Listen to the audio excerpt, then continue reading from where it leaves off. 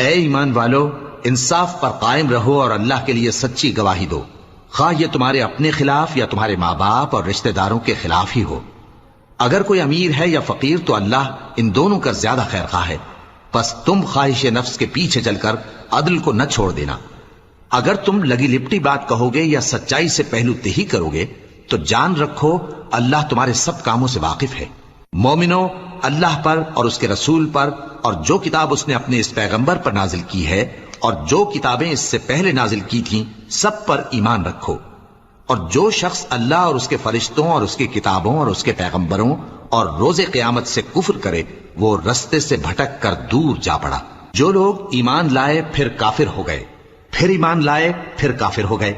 پھر کفر میں بڑھتے گئے، ان کو اللہ نہ تو بخشے گا اور نہ انہیں سیدھا رستہ دکھائے گا۔ اے پیغمبر، منافقوں یعنی دو رخے لوگوں کو بشارت سنا دو کہ ان کے